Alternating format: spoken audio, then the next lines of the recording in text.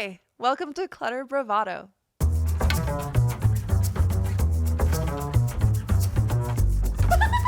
Yes, and It's the energy. It's not just about the stuff. So we should probably just get into it, right? let's go. Hello? Good morning. How are you? Good on the first day of spring. Oh, lovely on the first day of spring, the spring equinox. I actually, this is when it is equal parts day and night. Did you Is know it? that? Yeah. I didn't know that. Yeah. So that's how but I love that it's spring now. It's so funny because I'm from Wisconsin and like this means nothing because it would still continue to snow for like another Right. month or so. Like it wouldn't actually be a genuinely nice day until about May. Yeah, today is gorgeous. How is your training going? My marathon training? Yeah. Thank you for asking. It's going really well. Yesterday was like one of the most beautiful days ever. I think the weather was perfect. The sky was blue. Everything was sunny and nice. I feel like everyone I encountered was in a good mood. It was just the vibration in Los Angeles was different yesterday. It was wonderful. And I woke up right away. Did not want to go for a run, but I did. And I ran 3 miles for the first time. That's impressive. Can you run 3 miles? No, No. I don't run. You don't have any desire to run 3 miles, do you? No. I mean, I guess the French bike, Yeah. which I don't either. Okay. Somehow I don't run either. Yeah. No, You don't like jog or nothing? I mean, You go for walks. That's good. I go for walks. But I do the old man thing. I Just should kidding. take you on a run with me. Because for the next tomorrow and on Sunday, Sunday's actually really fun because I'm running with my girls for our long run for the week. So every Sunday we're going to be doing our long runs together and I'm so excited about that. Where are you going? Santa Monica. Ooh. So yeah, I know. The boardwalk? Yeah, well, Oh, I pretty. think like somewhere over there. Maybe I'll come. No. Yes, It's I for could the have brunch at. No. I could have brunch at that hotel. What's the Shutters? Could have brunch at Shutters. You go run, and then it'd be great. I would love to be, but You're just gonna- sorry. Oh, you. Yeah, no, I'm not gonna come run with you. No. No. You would come. Okay. You were ridiculous. You would show up to my run and then you'd be like, oh, well, good luck. I'm going to go eat eggs. Exactly. Rude. Rude. You're right. So, taking me for a run. Good luck. Yes, maybe. Yeah, but I We've feel like gone you on should come. hikes. Yeah, that, we have. That we've Yes, gone on hikes, yes. which I love. Hiking is fun. Hiking is fun. Somehow, running is too painful. That's the whole point, though. I'm not into pain. Okay, but like meditation. Okay, so like, do you meditate? Yes. Yes. So in meditation, you get to a point where your brain starts to get really loud or like something, you're thinking about something or a thought comes in. And the whole purpose of meditation is to return back to whatever your point of focus is on, whether it's your breath or Right. whether it's a mantra, whatever it is, to guide you back into a clarity of mind and just sort of like a peacefulness, right? In running, it's the same thing. So I'm out of breath. My feet start to hurt. My knees start to hurt a little bit. And all I'm doing is doing a body scan I just cycle through it. Where are my feet landing? How are my knees? Where are my hips? And then can I tell you my favorite thing that I learned about running? Just do tell. This is going to change your life. If you are listening to this podcast right now and you don't like running, this is the key. I asked, and yes, I talk a lot about this and I talk about it in this episode about using AI, but I used ChatGPT to help me get some tips for running. AI has never run. It's never run at all. It gave me the best tip ever. With your hands. What do you do with your hands when you run? You make fists? You don't run, so you I don't run. Yeah, you're not. I can. So you can make a fist. I end up sometimes just like having my fist, but with my thumb sticking up, like I'm giving a thumbs up to everybody that I walk by. That's a nice thing. Sure, it's a little weird. It looks weird. Yeah, but I mean, if I was running, I would like someone to give me a thumbs up. Yeah. I would make me feel, but I don't run, so yes. Yes. So, and so what it says is that for your arms, you want to keep your arms at the side of your body. So just not crossing over the front of you. So as you're running, your arms are pumping forward. They're held at about 90 degrees. And then your hands, imagine, this is my favorite part. Imagine that in your hand, you are holding onto a potato chip. And you're trying not to crush it or drop it. So as I'm going for my runs, I'll be like 2 miles in, I don't want to do this anymore, right? And I'm tired of it. But then I go through my body scan. Where are my feet landing? How are my knees feeling? How are my ankles? Like keeping my hips like squared, angled in front of me, making sure I'm not swaying too much, engaging my core, tucking my, like pressing my hips forward a little bit to avoid like a deep curve in my spine. Roll my shoulders back so my shoulders aren't coming up towards my ears. And then the potato chip. And I don't know what it is about the potato chip imagery, but it just keeps me going. Well, to finish the conversation about that, the only thing that makes me think about, so you're going to be in Santa Monica. Imagine being on La Croisette in Cannes, eating potato chip with a cigarette and drinking a pastis. And that potato chip is just about perfection right there. So we have two different ways of handling a potato chip. You will be imagining it in Santa Monica. Yes. I am just imagining being in France. Eating potato chips with a cigarette and a Caviar? pastis. No. Oh. No, just down and dirty. Green olives, chips, pastis, a cigarette. The sun is shining. Yeah, that's about it. So, all right, fair. Different way of training with potato chip. Yours is healthier than mine. So yesterday after your run, yes, we did meet up and we went to the PDC. the PDC, yes, for the love of home. They had an event that was just one day. Normally their spring market is more of like a few days, but for this it was just a special event benefiting people who have been affected by the LA fires. And so we saw a panel at A. Rudin in their new space where they're going to be moving into, which is very exciting, with Ryan Jackson and Roger Davies and Paul McLean. Yeah. And hosted by Ari, who's like just the absolute best. I love her so much. I know, huge fan. All of them there on stage was like, I was like, okay, big fan of. And I was taking notes a little bit because they were talking about collaboration and also what it looks like for architects and designers to work together to build more sustainable homes due to, impending fire danger and things like that. And it was really fascinating. One of my favorite parts of it, because Ryan Jackson, a friend of ours, and actually one of the reasons why we are friends, because we both have him in common as a friend, and I've known him for a very long time, and we ran into our friend Justin Ware too, who's the two of them, like we both knew them separately. Right. And because of them, then now you and I are friends, which I love.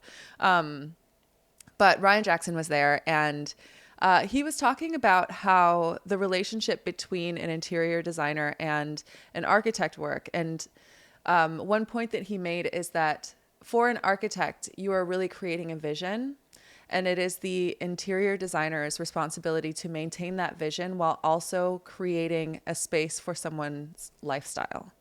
And how much research goes into the lifestyle and the culture and the heritage and just the way that somebody lives in their home.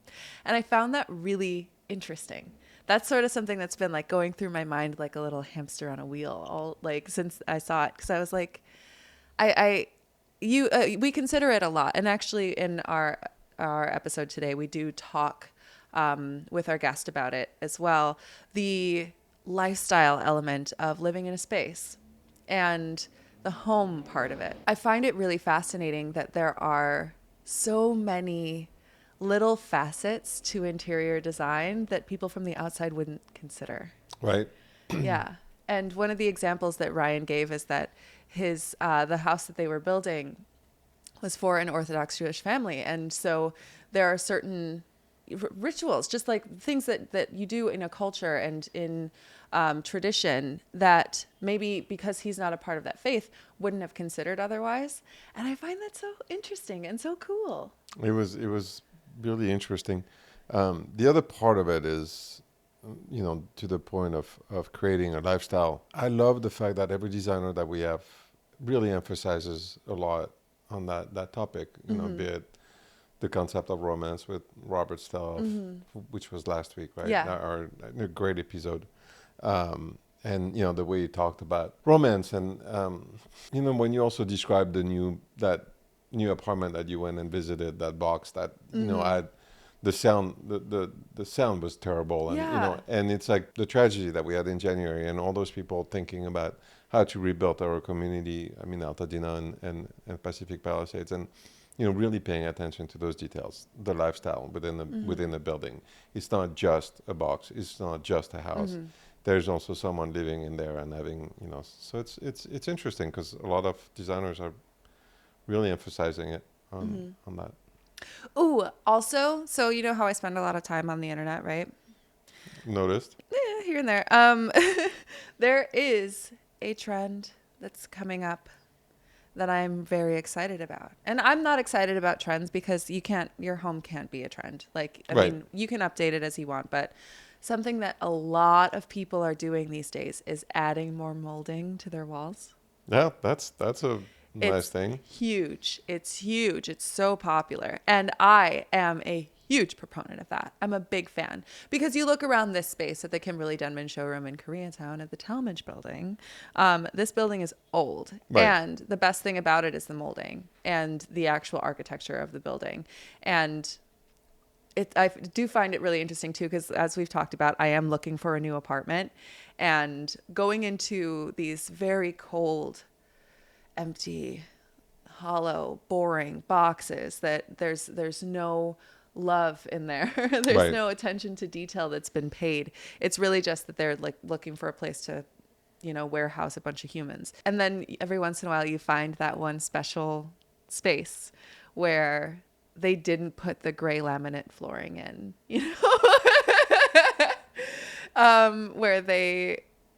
where it is like either hardwood or it's tile and there's molding and beautiful detail work.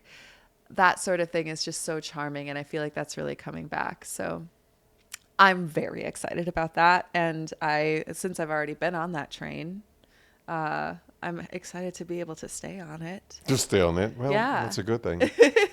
And so to finish the day yesterday, we went to Thomas Lavin 25th. Yes, we did. We went to the 25th anniversary of Thomas Lavin's showroom. The first iteration of it was on Beverly, and now it's at the Pacific Design Center. And it was such a perfect event. At the showroom, he had a mariachi band, and he and Dustin had their like bolo ties that were just, the fits were very like country western almost. It was really themed and fun. An amazing turnout.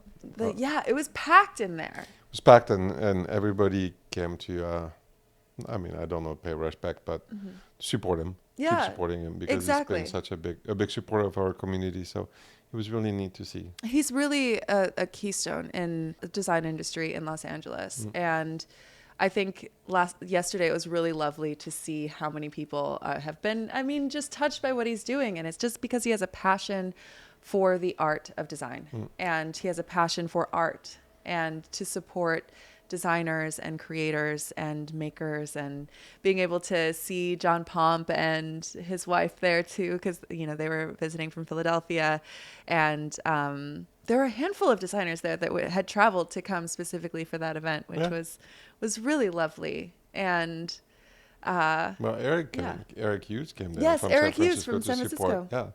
Yeah, it's the beauty of. I guess I was touched because it's the beauty of our design community I'd say on the West Coast, because there were people from San Francisco that came down, and because we just came back from there, and I've spent so many years up there.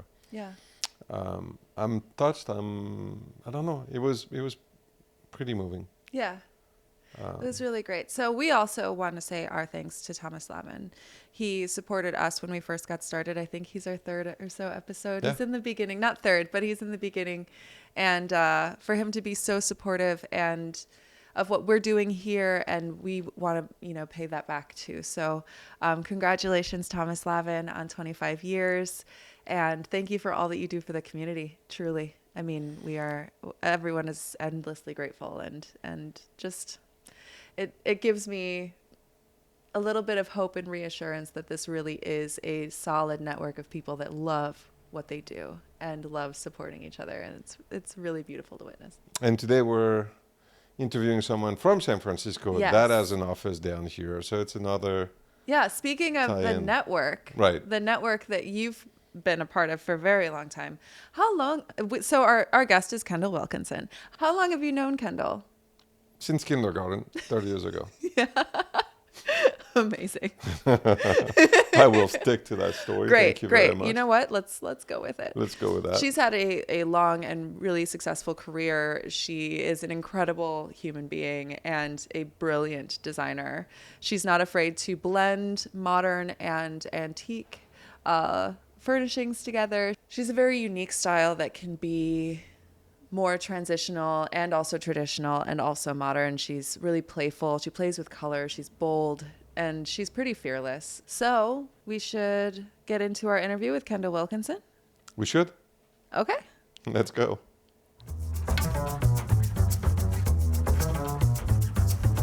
Welcome to Clutter Bravado. We are here with Kendall Wilkinson, incredible designer from San Francisco. How are you doing? Great. I'm so happy to be here. I'm happy to have you here. We've been trying to kind of chase you down for a little while. You are in demand. And when we were up in San Francisco, we were hoping to maybe sit down with you, but you have a million things going on all the time. True. But I'm so happy that you're here. Thank you. I'm happy to be here for too. taking the Yeah. time 100% for you guys. Anytime. Oh, I love Yeah. it. I love it. So what brings you to LA this time? Work. And I have an office down here now. And I actually had a truck come and deliver furniture to 5 different families that have been displaced. From the LA fires? From the Yeah. LA fires, yeah. So Wow. that was great. As designers, there's so much that you have to offer, whether it's like donating furniture or offering your services. Is there something that you feel is like sort of bubbling up now, like with this new need, like a way that you can further be of service to people?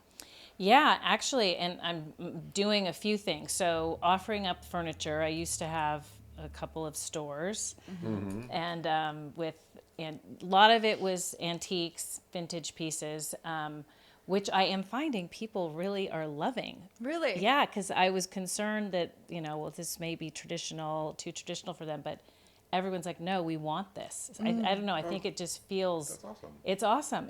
I think because it feels comfortable and homey, and there's this, it just feels like it's been around for a long time, and so there's some kind of interesting psychological play on that, I think. Oh, yeah. Which I is hadn't really, considered that. it was really, I had this like thing last night. I was like, that's what it is. That's crazy.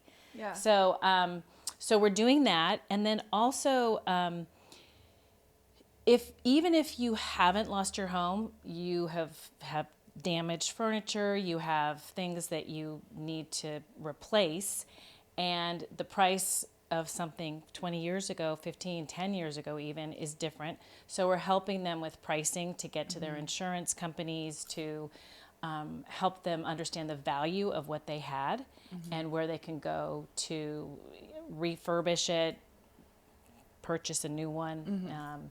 So I'm just trying to be available as I can to old clients who moved down here, who are in that situation, or new people that I'm just getting to know. It's really interesting what you're talking about with antiques, because we think about getting new things and the excitement of having a new piece that's like freshly made for you, which you want. I mean, obviously, like custom furniture is huge and everyone is using it, but having the story behind an antique piece and the history behind it and how loved it's been over time, that is something that's really special about that. I know, that's actually why I got into the antique business to begin with, is that I loved the stories behind it. And I don't know if you've ever seen the movie The Red Violin, but it's about this violin that goes through even before Christ time, the whole thing, and through, and then ends up, I won't spoil it, but it has these stories and Yeah. these homes it lived in, and you know, people it helped play for, you know, so that's kind of what I think the whole reason some of these people were so loved. They had, all the pieces had the tags on it and the Provence, and like it was just a really beautiful thing to see, because also we all think that, well, people want more modern look these days, which I still think is true, but yeah. it's nice to incorporate that piece here and there, and which I continue to do in my work too, is like take the modern and breathe some of this older, you know, the older pieces become newer because they're surrounded by these new pieces. So Yeah. yeah. And Yeah. it feels like it's coming. That trend is coming back right now. Yeah. We were in Palm Springs where a lot of people bought, you know, vintage, and yeah, it seems that people want a little bit of that old.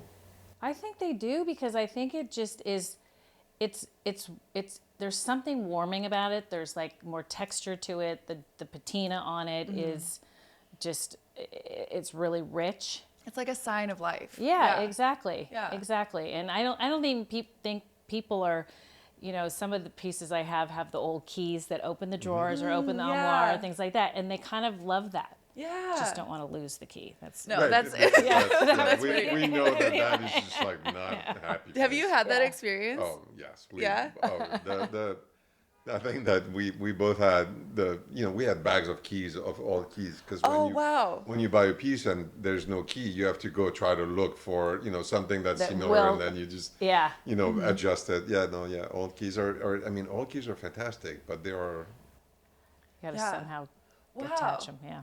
Well, that's really your style is really known for that blending the old and new, and playing with something that's a little bit more modern, putting your fingerprint on it, but also using these antique pieces. And that's one part of your style, but I know that it's growing too, and that you're sort of evolving your style. So how would you say that you're moving forward? Like, what does that look like for you? So that's true. That is you're absolutely right. That's been the majority of my style. It's evolved. Like, I'm a big believer of, we all need to evolve as life goes on and changes and everything. So we're constantly trying to evolve and kind of reinvent in a way, and up level things that we've done really well, and then put aside the things that we haven't seen work. So I'm a big believer of that we all need to like reflect and figure out, like, whether it's business or self or whatever, that you're reflecting enough to keep moving forward.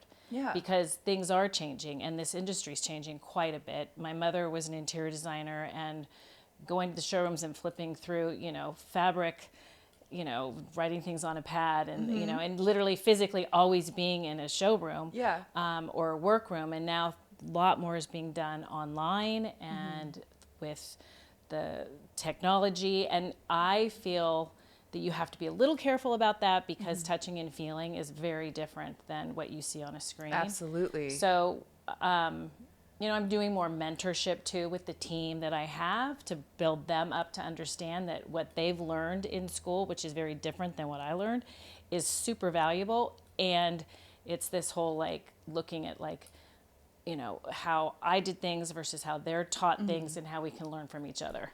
Yeah, and you also work with a lot of people who are in tech. A lot of your clients are, big names in tech. And I wonder how that translates, how tech translates now into what it's like to be a designer, wanting to bring in the tangible and wanting to feel a fabric and sit in a chair, whether someone who is more like leaning into the advancements of technology, are they still craving that? Yes. Okay. So they don't have, I once had a client who was, kind of a big deal in tech, and we were told he had 45 minutes every time we met. And if we didn't get to him what he needed and he started looking at his phone, we were done. So we perfected it, but it was like everything was never coming to the showrooms, never sitting in a piece of furniture. And it was challenging, but that made us be much more diligent about scale, about how we, comfort, and trying to, in a short period of time, right? 45 minutes per meeting, which normally these meetings are like 2 hours at least, right? So that's a little bit about how it's changed. And then there's still a lot of my clients who, because they had a bad experience just buying things on screens, they are wanting to sit in furniture and go shopping at the showrooms, or go down to the workrooms and things. So I'm trying to convince people at least once to come with me and do that, and then I can go from there. And so that's helping. It's much more of a, you have to be much more of an expert if they're not willing to physically come and see and touch things, if they're really just wanting everything on a screen. But I mean, a lot of the people I work with who are in tech don't have techie homes. Okay. But they want to see things visually. Like, we're doing a lot more renderings with AI. We're doing a lot of things that are much more visual in a computer, in the world of computers, in the world of AI, because of that. But I don't think this industry can go directly only to that, like a lot of other. There's just no way. Yeah. It won't be good design. Yes. It will be terrible. Yes. So if it was just an aesthetic art, then design would be very easy to do online. You could very easily use AI to create something. Right. But because it is the experience of being a human being in your home and having to sit down and sometimes feeling warm and maybe sometimes feeling cold and needing like everything that is in your home, you are touching and you are interacting with in ways that aren't visual. And I think that's really telling too, that a lot of people in tech don't have very techy homes, that they also really want something that's going to feel calming and serene and removed from screens too. 100%. Yeah. And a lot of people are not wanting the desktop anymore. Like, they're wanting us to create spaces where they can go sit on, a beautiful sofa comfortably with their laptop. Oh, interesting. Yeah. Or their iPad or their phone. Yeah. I mean, and so like, that comfort and upholstery is even more important now, because I remember when my mother, when I was younger and my mother was designing it, that was only for cocktail parties. You never went into the room. Exactly. You would stand around, or people would be there for the cocktail party, but it wouldn't be comfort. It was aesthetic was much more important than function. Yeah. So that's changed a lot. And actually, even 10 years ago, I think I would say that it's very different than even just 10 years ago, which was, people were saying to me, I want to have my office space feel like home, and I want my home to feel like a hotel spa. Right. And that's changed because a lot of people aren't working in an office anymore. So how do we create kind of the home that does it all? And a lot of people have, because of the pandemic, wanted more, they're having more dinner parties. They're having more, it's become, the home is much more focused now than it used to be. And I think it's going to continue to be that way for a little longer, but I don't know that how long it's like, and I don't want to say it's a trend, because it's not trendy, but it's definitely what's happening now. So it's like, that's again, like ebbing and flowing in this design world as you see the needs. I mean, that's what we try to do. Absolutely. During COVID, we lost a lot of our third places, the places that you can leave that's not work, that's not home, but somewhere where you can go and hang out with your friends. Right. So your home becomes your office. It becomes where you sleep and where you want to rest, and then also where you're entertaining. And I think that when you're working with a client that has the space to be able to do that, that it probably allows a little bit of playfulness in the design process, right? Yeah. Oh, Yeah. Totally. Yeah. Totally. You get to sort of be more creative about what kind of energy you want to bring into a certain space. So what would be the difference between creating an office that feels like home and creating an office in a home that is more centered on productivity? That's a really good question, because for us, people, like I have this young couple, she's in tech, he's in finance, they have a little kid, and it's not a huge space. It's kind of their starter home. So it's like, because it's a young child, they want to be around it, but they're young too, and they're on their computers a lot. So it's like, how to create kind of like this play area and comfort zone for her, the little girl, and then each of them, you know, in their own workspace. It has a lot to do. We do a lot of work with space planning, with furniture layouts. We tape things out. I do not trust that everything on CAD is exactly the way it's supposed to be. Yeah. And that a lot of my team is like, oh my God, here she goes again. It's like, but I'll never forget, you know, cut once, measure twice, right? It's that old rule. So it's a lot. There's a lot more education, communication that goes on than it used to be. It used to be, at least for me, it used to be like, here's the sofas and the chairs and the tables that I think you to have. And they would say, okay, fine. But the audience that we're actually designing for is much more educated. So because they see things online, they don't necessarily know like the difference between a restoration hardware piece and something else. And I spend a lot of time educating people about that. And because it is not the same. Yeah. It's just not. Yeah, it's not. No matter what. Yeah. It's just not. I've been looking through a bunch of your work, and you are not afraid to play with color. You are not afraid to make bolder choices for a home. And so I wonder how, not in a trend way, but as your style is evolving and for the homes that you're creating now post-COVID, do you feel like people are really craving color and craving more excitement in the home too? Yeah. 100%. And that excitement piece that you said is really accurate. I mean, we have, I don't know if you saw the house that is pink. Yes. Yeah. So which was even a lot for me, but it was so much fun. This woman had gorgeous taste. She has 4 young kids, entertained philanthropically a lot, and she really wanted this pink living room.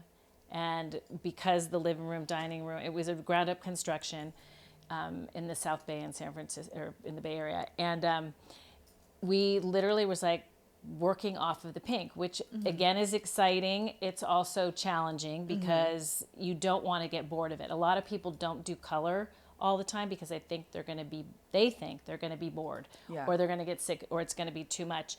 And the challenge with color, which is something I think we do really well, is make sure that doesn't happen. So that 10 years down the way, you're like, oh my God, did I really paint this room? Or even 5 years pink. But there's so much more comfortable furniture in it. And we create these moments, and artwork plays off of color really importantly too. So, and it doesn't feel busy. There is this calming factor in this particular space because the other colors are a little bit more toned down. They're a little more grounding. There's a lot of natural light. And then when we use color in all the different spaces, it's like, well, what is this room used for? And maybe it is drama and mood and dark and moody. And then in other areas, it's pink, but there's this light, bright feeling, and the door's open to the pool. And so it feels like more like Beverly Hills Hotel, you know, in the 50s kind of a thing. If I were to look at that color, even we did render it on a screen, it is not the same. You have to go and put the different swatches up and touch and feel the fabrics. And it's so important because what you see, even with all the different AI rooms that are, I'm scrolling through Instagram going, that is not a real room. Right. Yeah. That it looks great, but it's not a real room. And that's the other thing with these rooms that we design. It's like, there are going to be a few kind of interesting flaws here and there. Yeah. And a lot of times that's where the antiques come in because they're, lovingly been used for 200 years and it's not perfect, but that neither are we as humans. Yeah. So it's kind of like, there's something much more interesting to me about a room that has like character to it. Comfort and scale are always, those are a non-starter. You have to have those, but everything else can kind of build around that. But seeing it and touching it and feeling it, I think is still so so vital in this industry. Sort of post-pandemic, we got really used to being on the computer all the time and looking at screens all the time. And that's kind of where this like AI interiors thing sort of popped up. I believe, I mean, I know that it started before that, but that's when we really leaned into it because we weren't able to go to any house that might have this color wall Right. or, but True. we had this desire to turn our homes into something that's a little different. And I've shared on the show many times about my my feelings about AI interiors because I used to make them for a designer that I worked with, and it's great for inspiration. It's so fun for inspiration, but nothing that you can create using AI is going to give you the feeling of being in a room True. that is decorated in the same Yeah. way. And also, there's so many flaws when it comes to like color and like the actual physical makeup of it. Like sometimes it's impossible. Like they'll Yeah. build an impossible room, and you can try to like narrow it down to exactly how you want it, but AI is just not. It's not there yet, and it also is so obvious that it's AI. I know. And I also scroll through Instagram, and every once in a while I'll see a fake room, and I'm like, I'm known to comment. Right. Do you really? That's I awesome. do. I'm like, but always in a nice way. Where I'm like, oh my gosh, what an incredible AI rendering! I love this. What a beautiful way to use, AI for That's inspiration. so good. I And just love that. I mean, That's I'll awesome. call it out because there's too much of it that's trying to pass Yeah. for a real room, and it's giving us an inaccurate idea of what it would be like to be in that space. Right. And what it takes to create the space. Exactly. 'Cause Exactly. It's easy to just like see like how quickly one can do a rendering, but then to actually implement it, to put it into place, to like, because there's so much more to design than just picking furniture and fabrics. It's like there's a whole skill around it, a whole production around it, so many people involved, and again, what AI doesn't do well is scale. Yeah, And that's huge. Yes. It's huge. It's one of the huge. most important parts of Yeah. design and getting an idea of what a space is going to look like. And I agree. think that I've seen you with your client. We've known each other for a couple of years, and Just a How, couple. how many years now? just a couple. We don't. Just let's put it this way: when I started my business, we used to still send postcards to promote. I love that. We should things, still do it. Whatever. And Kendall was number 2 on my mailing list, Oh, and it was just a little bit ago. But I've seen you work with your clients, and I think that the connection you have with them, the understanding you have with them, of their family, that you cannot do it with AI. And I think that's, Right. I mean, not your biggest asset, but you're involved with those people. Yeah. And that's where AI, I just can't. I was one of my employees. We were doing some work on, a design, and I said, "How often do you use ChatGPT?" And she goes, "Oh, I use it all the time." And I said, "Okay, give me an example of how you use it." So we went through this thing. And it was like, "Oh my gosh, that's so crazy," because we were doing a window at Design LA, and we were using it for that. And then she said, "Sometimes ChatGPT actually answers me better than my therapist and gives me better advice than my own therapist." And I was like, wow. And that to me is maybe true for her in some way, but I was like, no, you need a person, you need that physical, emotional, so to your point of what you're saying, it's like that's why meeting someone in person, even, a lot of times I have an interview today actually on Zoom. And it's like, I do want this person to meet me in person though, because it's a whole different feeling. And that's one thing that my mother used to do well. I know I do well. And I'm really teaching my team to do it, is that human connection and really listening.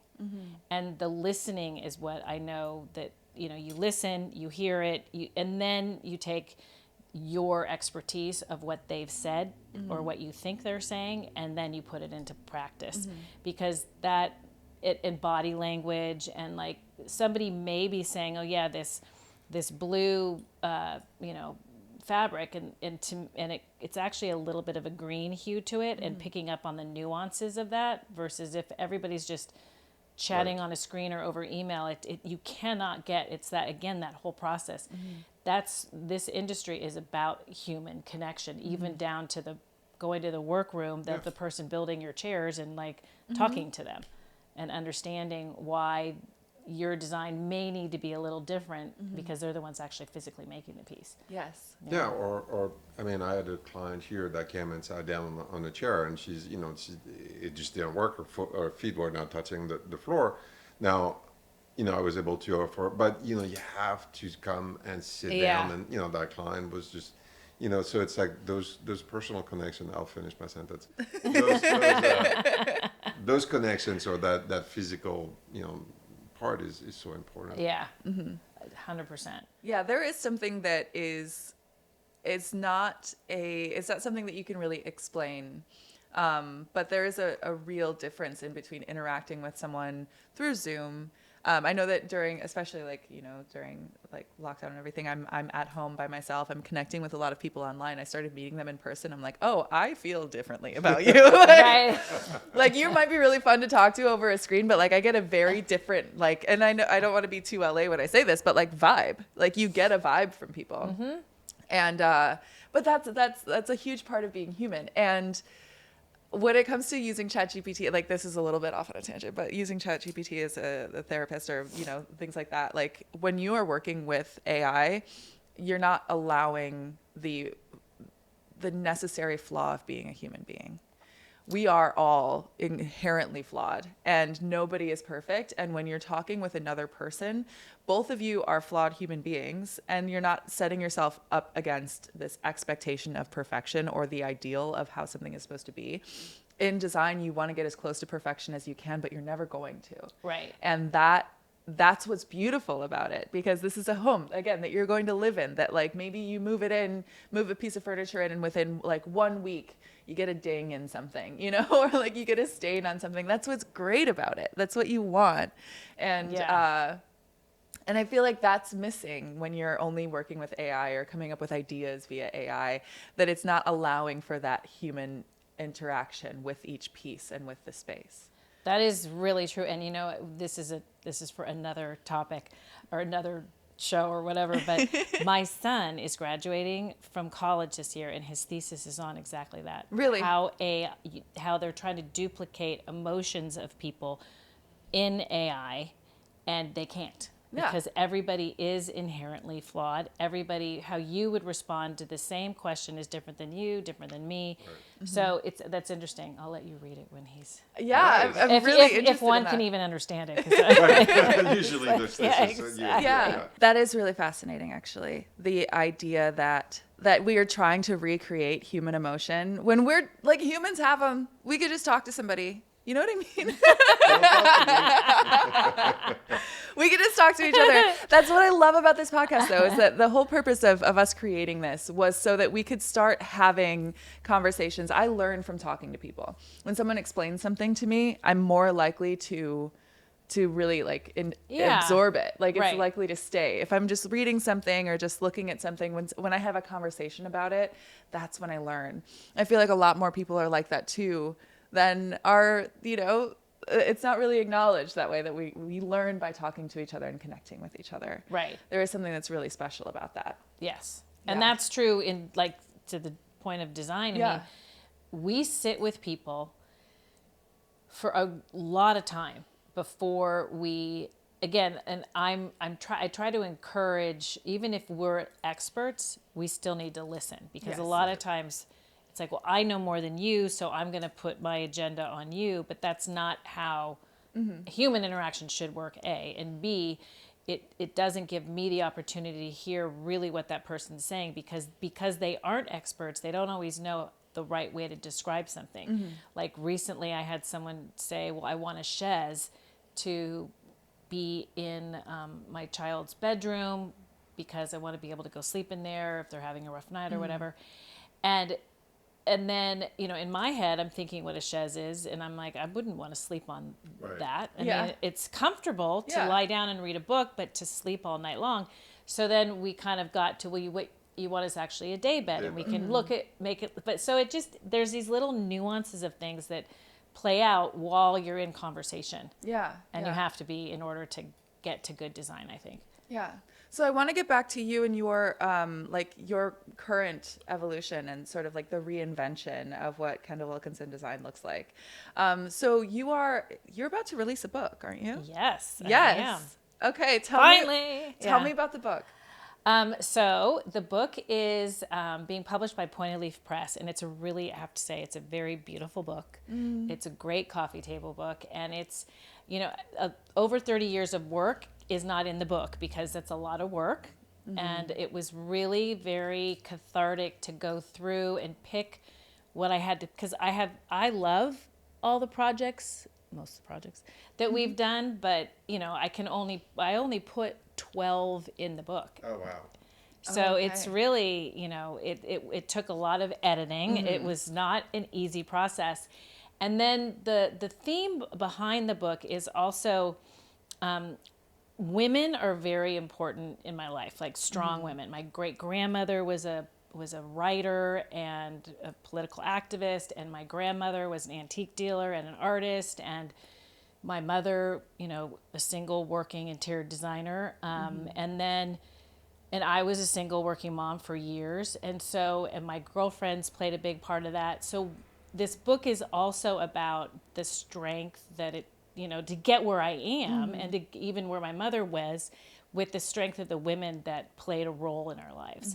So there's a lot of personal anecdotes, some personal pictures and things along those lines, but it was very like, it helped me also, look at the body of work I've done and what again has worked and what didn't work, and to make sure I don't repeat those mistakes again or repeat things I wasn't super proud of, you know, in every area of my life.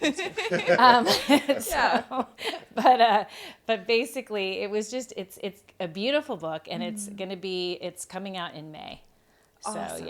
So I'm really excited That's about it. really exciting. Yeah. And this is your first book? It is, yeah. Oh, wow. So you have so much work that you've done over you said 30 years? You said 30 years, so I'm just quoting you. Okay. But you've done so much work. How was the experience of narrowing it down to just those 12 projects? Well, again, like anything creative, it's what does it look good on the page? Yeah. Right? So it may be that there's a beautiful home I did that, depending on how it was photographed, maybe didn't make the book flow. So we couldn't use it. So it was also like, there's all that, how is it placed in the book? That's more of the technical part of it. Yeah. But also I did want the work to represent what really is like the evolving of where I was to where I am. So there's a ton of evolvement, and there's also, I'm a more trained classical interior designer, but we are doing a lot more modern work for all the reasons that we, talk about in California with tech, with, just people wanting more of that, but still interspersing, the antiques here and there. Or something of character. Yeah. So I wanted that to show the flow of that. So like, there's a beautiful home that there's two homes that nobody's ever seen before. Okay. Whether on social media or my website, and one is incredibly modern, and one is incredibly traditional, probably one of the more traditional homes I've ever done. Yeah. Oh, wow. So it's like, and then there's the in between. So it just shows the breadth of the work. And I always say, this is where we are good at what we do, because we do listen, and we're able to say, we're not a one-track signature designer. We can do that modern, and we can do that traditional, and all of the in between. So. Yeah. But it was hard, and I needed my publisher and my writer, co-writer, to help me with everything, because it was hard, because you're also hard on yourself, and you're like, oh, that didn't look good, or oh wow, that actually looks really good, and then they'll say, we can't do it. Oh, And it's like, oh, okay. So it was a wonderful, wonderful process. So. Yeah, and I love that you brought up too, like the generations of women that have led to where you are in your career right now, all of the women that have supported you along the way. Do you feel that there is an inherent disadvantage to being a woman in interior design, or that you feel that it's something that's sort of each person has their own personal experience with it. That's a good question. I go in and out of that answer because it depends. But ironically, I feel it more. I'm not saying it's a disadvantage, but there is this, like, a woman running a business, if she acts like a man, is considered a bitch. Sorry, can I say that? You can say it. It's fine. But I don't like to go into anything I do thinking that because I'm a woman, or, you know, that it's, but it's a little bit like that, but not enough, especially in this industry. Yeah. And I do know there's a couple of, there are times when I'm not getting a job and I'm losing it to a man. And I mean, I recently lost a job to somebody that we all know, who is a very dear friend of mine, who's going to remain not named. And he and I compete against each other all the time. And I was told that the husband wanted a man because he thought the wife would make decisions more easily if it was a man. Interesting. Which was really interesting. Yeah. Yeah. But I've never ever had that before. Wow. Yeah. So yeah, so I would say I see it a little more now than I have, but which is weird because you'd think there was evolvement, but I wouldn't say it's you know, an issue enough to have it come up on a regular basis. Yeah, I know that we've had a few other guests that have, I mean, we've had a lot of incredible women designers on this podcast, and they've been so inspiring to me, and you are as well. So I appreciate you being here. But something that I've noticed is sort of a through line is that for those who are the most successful women designers, you're not afraid to come off as a bitch sometimes if you need to. That someone might perceive you that way. Stand your ground. Know that you are an expert in your field, while also being willing to listen, obviously. Not like, you know, commanding everyone around you to do everything to your will. But knowing that you are allowed to be confident. You're allowed to be to stand in your power and know that you are capable of doing a job. And sometimes that could mean, if you have like a male client or a colleague or someone that you're like quote unquote competing against, I guess, who wants to meet you with this energy of like, no, you must listen to me, that you can instead stand your ground. And I think that just that standing your ground can sometimes mean that you come off as being bitchy. Oh, I hate that. But it's so important to not be afraid of that, to not be afraid of someone seeing you that way. Yeah. You know? Yeah. Yeah, that's true. And I think that in our industry, you know, you have to deal with vendors, you have to deal with clients, you have to deal with workroom, you have to deal, you know, it's a multifaceted. So I think that women, and it's nice because, I mean, I'm biased, but I think that strong women are fantastic. I think, you know, and I look up to you. I think that, you know, but you can listen to your clients maybe a little bit better.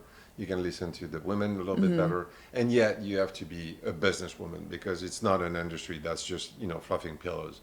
Right. So you have to have that confidence. You also went to France and bought antiques and did containers. You push the envelope to the nth degree in our industry, I think. And I think that you have to train people, and I think that you exemplify that power. I mean, you're fantastic.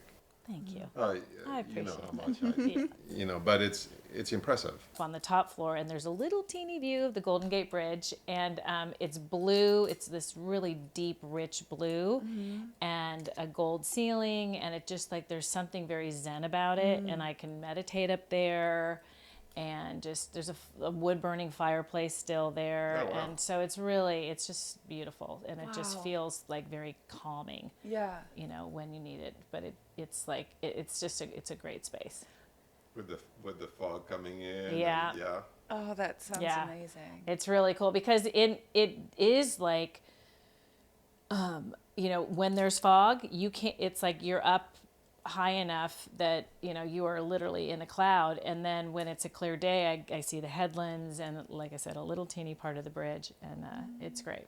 So. Oh, that's beautiful. I also love that you created a space in your home called the Sanctuary. Yes. I need to create a sanctuary in my home. Needs Yeah. We all need a sanctuary. Yes. And it doesn't have to be big. Wow. that's a really interesting thing, because that's a conversation that we had, and we were talking about how we, in interior design, we can influence, do we influence our clients or not? And with the technology and the chaos, creating, like pushing your clients to be like, why don't we create a sanctuary for you? And that. Yeah, that's a good idea. How do you feel about that? I like that idea. We don't always do that. I mean, I just thought of something that's interesting, because I have a lot of people coming back, after years of working with me, and their life circumstances have changed for whatever reason. And like, they bought a 1,200 square foot pied-à-terre, and they want to make sure they have a little bit of a sanctuary for themselves, or a place their kid can come and spend the night, but it's 1,200 square feet or 800. In one case, it was 800 square feet.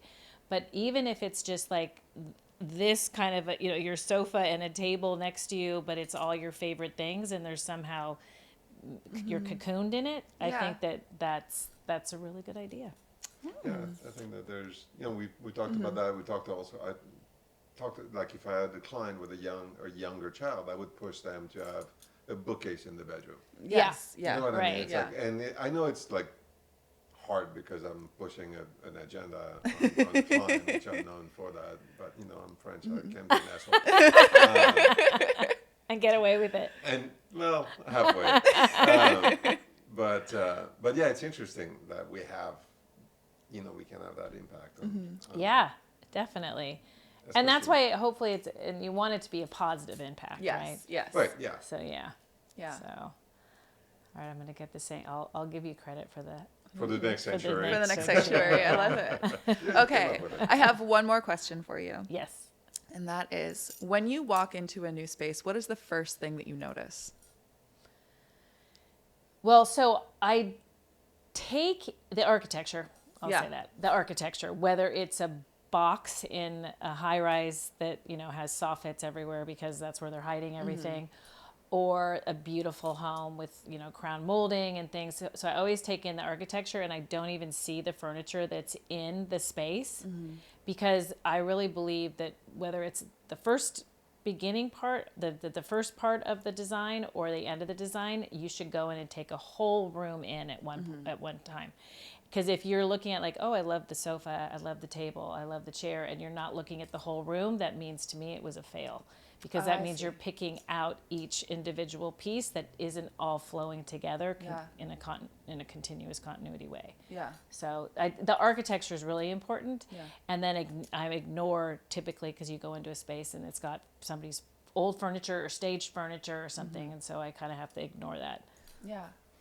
It's interesting that you say that, because not that many people have said the architecture. That's but true. I don't know Yeah. that if it's also because working in the Bay Area, where you've done high rise now, because I know you've done a few projects in those new, and then you have the South Bay, where you have those traditional homes or those big Italianate things, or the more traditional house in the city. Yeah. Where you have really like architecture is so important and so different.